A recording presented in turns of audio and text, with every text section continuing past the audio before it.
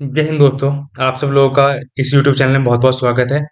थोड़ा एक लंबे समय गैप के बाद हम लोग मिल रहे हैं क्योंकि कुछ गवर्नमेंट ड्यूटी के कारण मेरे को समय नहीं मिल पा रहा था आप लोगों के साथ जुड़ने का, प्लस आप लोगों को जो पेंशन संबंधित जानकारी है या नौकरी संबंधित जानकारी है उसको देने का।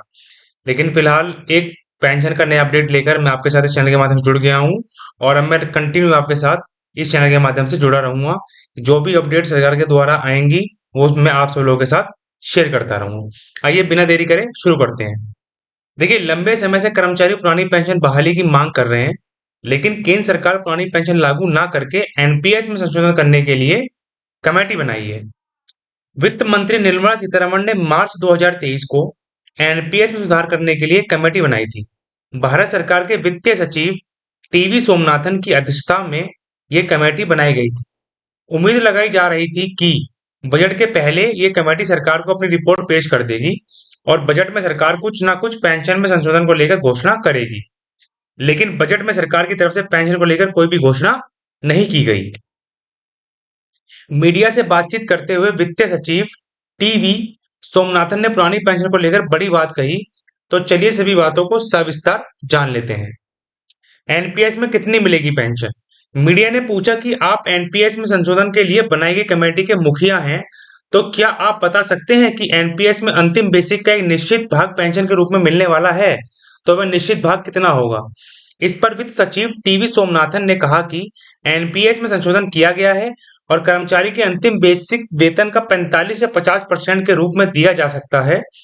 हालांकि इसके ऊपर सरकार का अंतिम निर्णय होगा। उसके बाद मीडिया ने दूसरा प्रश्न किया कि नई पेंशन बंद करके पुरानी पेंशन फिर से बहाल क्यों नहीं हो सकती? इस पर वित्त सचिव टीवी सोमनाथन ने कहा कि हमने पाया कि पुरानी पेंशन योजना फिर से बहाल करना मुमकिन नहीं है। पुरानी पेंशन योजना बहाल करना कहीं से भी व्यवहारिक नहीं है। पुरानी पेंशन फिर से बहाल करना देश की जनता के साथ गद्दारी होगी। ये देश की जनता के खिलाफ है।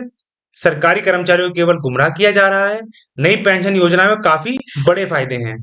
सरकारी कर्मचारी समझते हैं कि एनपीएस में उनको कुछ नहीं मिलेगा, लेकिन ऐसा नहीं है। पुरानी पेंशन बहाल करने से सरकार को क्या दिक्कत? उसके बाद मीडिया ने पूछा कि पुरानी पेंशन लागू करने में सरकार को क्या दिक्कत है।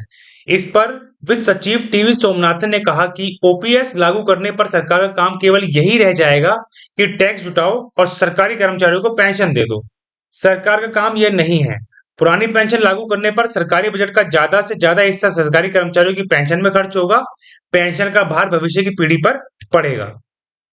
110% फिर से बहाल होगी पुरानी पेंशन। इस पर एनएमओपीएस के राष्ट्रीय अध्यक्ष विजय कुमार बंधु ने बयान जारी किया है।